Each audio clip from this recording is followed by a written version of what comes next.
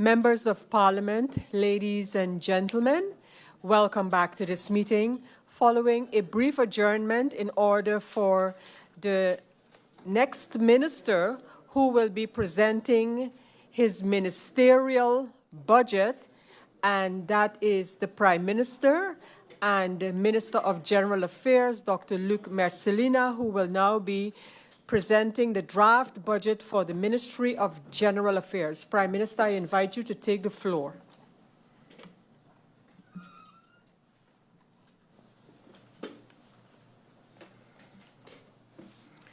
Madam Chair, members of Parliament, thank you for the opportunity for me as Minister of General Affairs to be able to present the budget, the draft budget 2025 for the Ministry of General Affairs.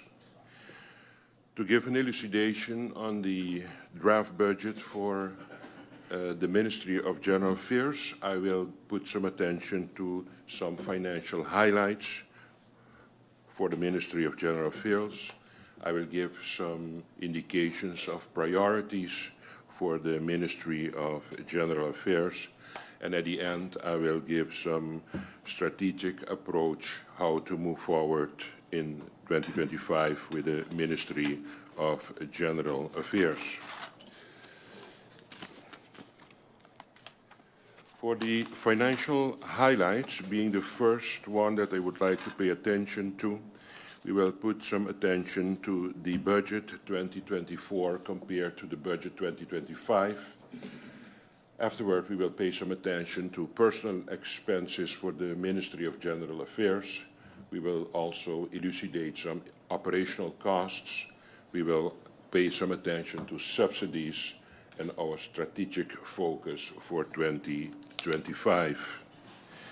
Starting with the personal expenses, as you can see, we have the blue and the green and the orange. The personnel costs are the blue, the operational are the green, and the subsidies are actually the segment of the circus, and in this way you get a good impression of our division of how we want to deal with the budget and compare it also to 2024 compared to 2025. The personal expenses for 2025 have increased by approximately 1,794,863 Antillian guilders, representing approximately 39% of the total budget, compared to 38% in 2024. This increase is primarily due to increments that are necessary to comply with established agreements and ensure equitable compensation for the Ministry's dedicated workforce. These adjustments are vital to maintaining morale and productivity within the organization. Concerning operational expenses and subsidies, operational expenses and subsidies remain unchanged at, for the operational expenses, 42,268,810 guilders, and for the subsidy it remains at 5,918,673 guilders. However, their proportional share of the total budget has decreased to 53% and 7%, reflecting the Ministry's ongoing commitment to optimizing operational efficiency within a reduced budgetary framework.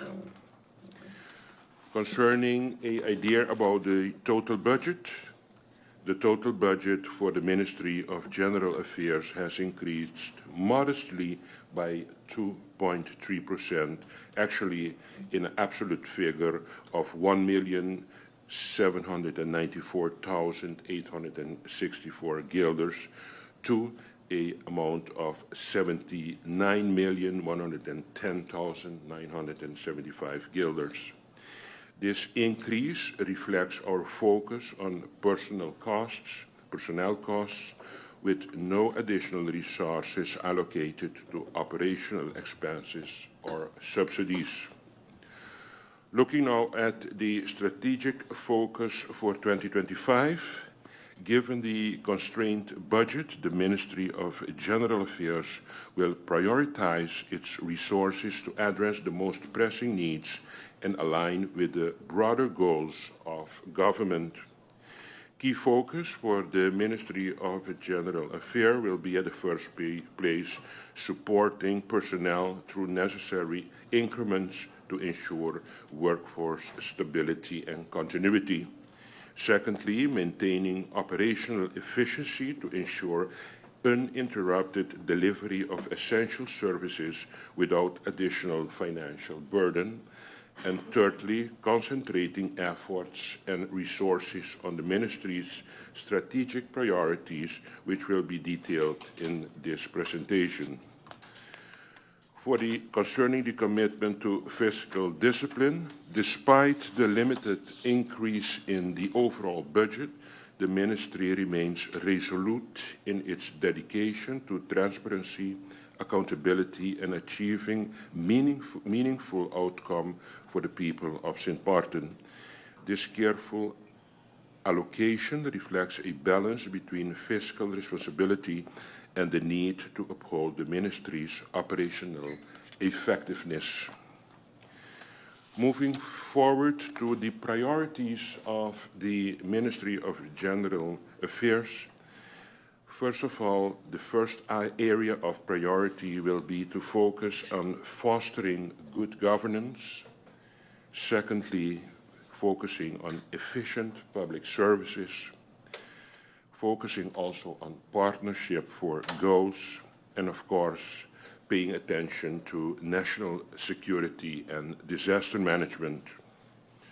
To start with, fostering of good governance pertains to the ensuring of the internal operation of the public administration operational governance.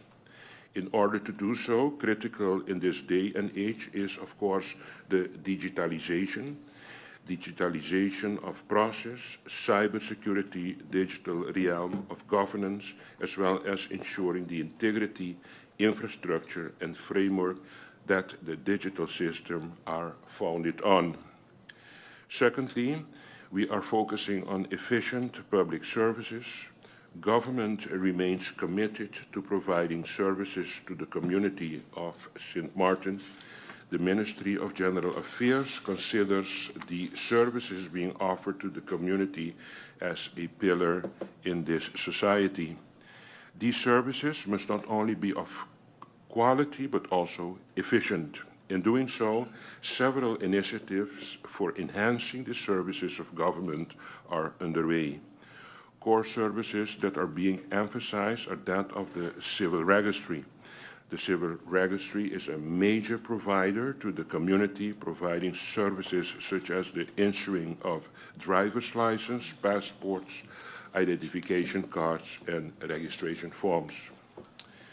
Another focus area is the partnership for the goals. This is in particular important for St Maarten as a small island state. Identifying and securing partnerships that have added value to St Maarten and its community is very important. It is also important to understand that St Maarten cannot do this alone. As such, partnership nationally, regionally, and internationally are significant for St Maarten. Partnerships such as the CIDEMA, the CRIF, the European Union, and very significant cross-border cooperation are of essence for St Maarten. Concerning now the national security and disaster management, the following.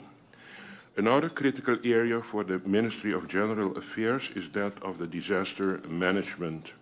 The effects of climate change are evident.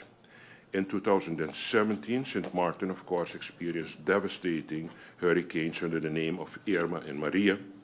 Lessons are learned from the hurricanes, and those hurricanes disaster management at this particular moment is very important for St Maarten. As such, it is important for disaster management to become a 24/7 endeavor. However, to do so, an Office of Disaster Management is needed.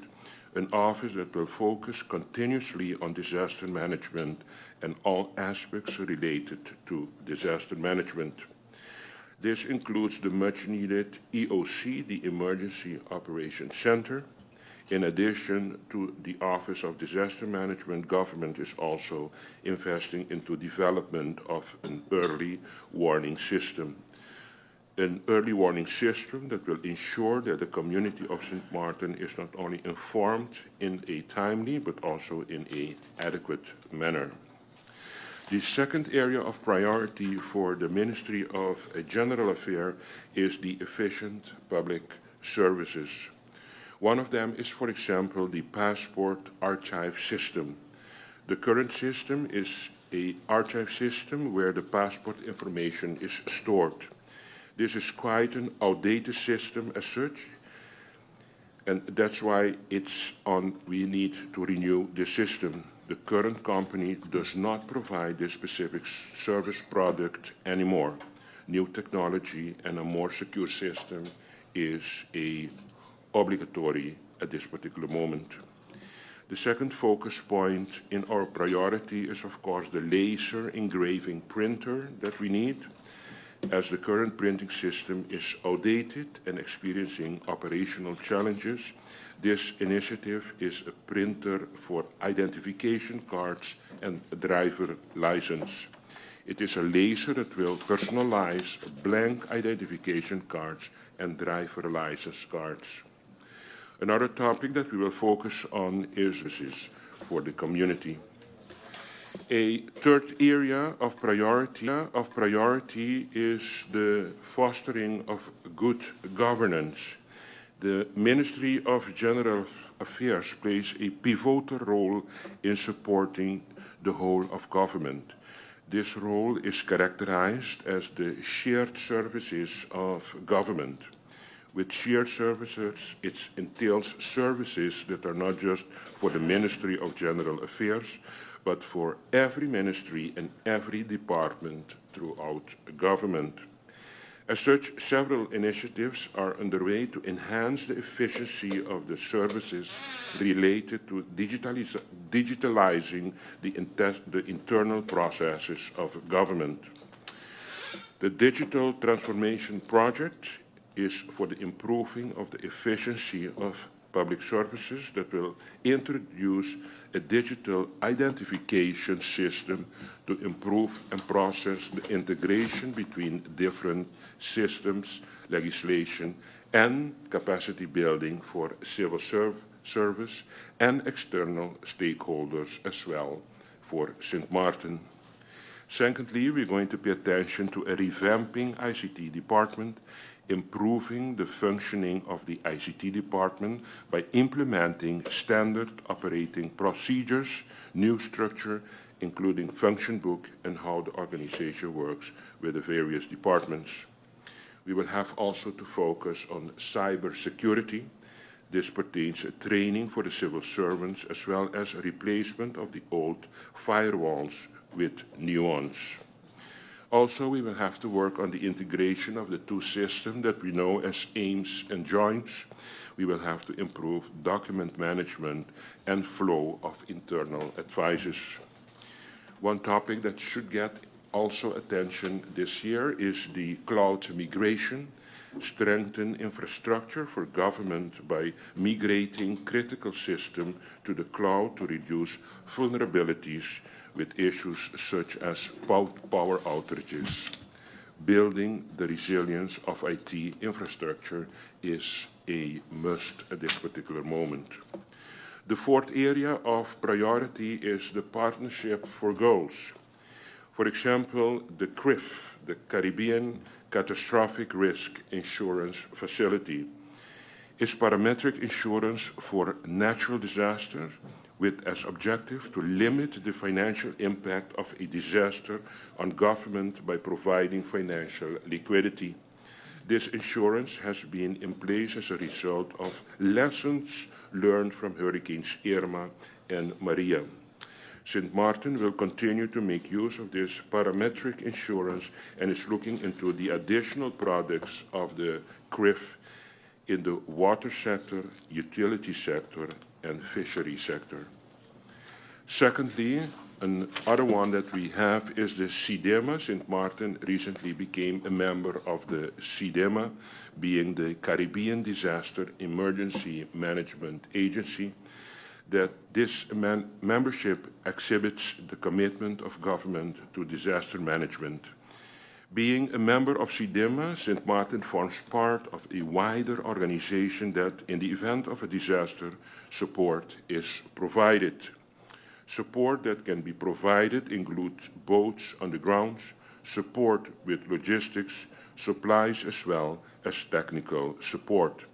In addition, CIDEMA offers a wide range of expertise as it relates to disaster management, expertise in the area of preparedness and also in the area of response planning. Another one is the cross-border cooperation with our neighbors. Currently, the development of a cross-border strategy is well underway. This strategy aims at outlining not only how St Maarten and St Maarten can work more structurally together, but also in which specific areas can be further explored. Furthermore, this strategy also allows for synchronized planning and also alignment of development teams between both sides of the island. Donor funding, that is also something that we have to focus more on in 2025. Thus far, the largest donor to St Maarten is, of course, the European Union. As an overseas country, territory St Maarten benefits from funding and financing through the European Union programs. To make better use of these opportunities, the Ministry of General Affairs will start a funding desk. The funding desk aims at centralizing information externally and internally with stakeholders on the various envelopes such as criteria, deadlines, processes, and as well as providing assistance, support when applying for funding. The final area of priority is the national security and, of course, the disaster management for our country. National security St Maarten is divided into two areas. The first one is, of course, the man-made disaster, and secondly, the natural disasters. From the perspective of the Ministry of General Affairs, it is imperative to continue to invest in disaster management. This not only enhances the resilience of the island, it protects lives and ensures adequate preparedness. As such, the Ministry of General Affairs continues to focus on the development of the Office of Disaster Management and the Early Warning System for St Maarten.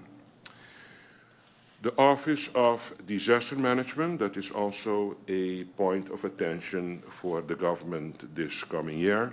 St Maarten is vulnerable to the effects of a wide range of natural and human-induced hazards. As an extremely vulnerable small island development state, the SIDS, St Maarten continues to struggle with the anchoring of resilience. There is an established ODM, Office of Disaster Management. Through legislation, further details as to the task, roles, responsibility, and mandate have not been developed and declared yet.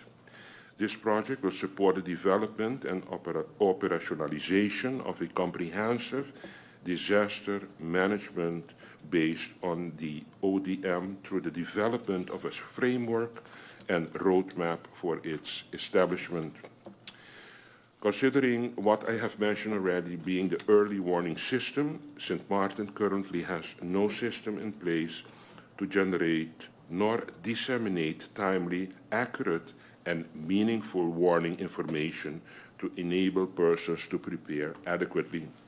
A significant fact is that not only the technological component of early warning is lagging, but moreover, a basic framework for warning remains non-existent.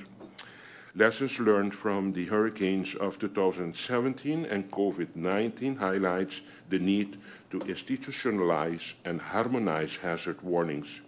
there is a need to determine roles, responsibility, standardization of messaging, identification of the most suitable and feasible technology, cost, and also the steps for implementation. Furthermore, there is the need for a layered approach to mass notification. This also takes the ethnographic diversity of St. Maarten into consideration. Another factor is the internal training program for personnel from the fire department. The internal training program of the fire department ensures that fire personnel are kept up to date. These trainings are continuous and attached to the certification of fire personnel. Training such as operating the pumps on the trucks, handling of chemicals, and entering buildings are constantly necessary. The St. Maarten Safety Academy for Public Health and Emergency Response, the SAFER, is also a point of attention for this government. This is a significant stride for the fire department and for its personnel. This initiative is basically a safety institute that will provide trainings to external stakeholders. These trainings are specifically for community risk reduction and emergency response. Trainings such as handling of boat fires, safety precautions, as well as first responder training for businesses in the handling of specific equipment, such as fire extinguishers, are included in this project. This includes certification, for example, working for those on the boats. As mentioned previously, government has been struggling with several challenges related to personnel, bureaucracy, as well as silo operating. As such, emphasis will be placed on the following. We will focus on streamlining processes and enforcement of internal policies. Several internal processes are outdated and continue to create stagnation throughout the civil services. As such, it is the ambition of the Ministry of General Affairs to streamline the advisory process to ensure a more smooth, efficient, and effective handling of internal advices. For example, processes related to having personnel advices approved. Currently, approximately 12 signatures are needed for the processing of a personal advice. The current process that are being followed are processes that have been in place for quite some years. These processes no longer support the nature of the public administration as it is now, thereby resulting in extreme delays in the handling of matters internally. The enhancing support services. As highlighted, the Ministry of General Affairs supports all ministries throughout government through the shared services. In particular, emphasis will be placed on the Department of Facility Services as well as the Department of Personnel. Currently, a review is underway as to short-term, medium, and long-term resolution of outstanding challenges such as backlog in payments, updating and digitalization of the administration, as well as streamlining the process for services and goods, as well as updating policies related to personnel. Significant in this regard is also ensuring the enforcement of policies to limit leakages. As last, the harmonization within the Ministry of General Affairs and whole government in general, inter-ministerial cooperation, as we call it, executive level cohesion and collaboration, improving the collaboration between ministries on various topics such as youth, social well-being, seniors, and environment are paramount. And at last, the updating of critical internal policies. This particularly relates to the current policies related to personnel and the updating of those policies to support the nature of and not only the organization, but also with the keep up with modern developments nowadays. I think these are actually the points that I would like to accentuate as focus points for the Ministry of General Affairs. In the slides, you could see the amount that has been allocated for the attention points that we're going to give this year to the government of St. Maarten. Madam Chair, I would like to thank you for this possibility for me to give this presentation. Thank you very much. Thank you, Prime Minister and Minister of General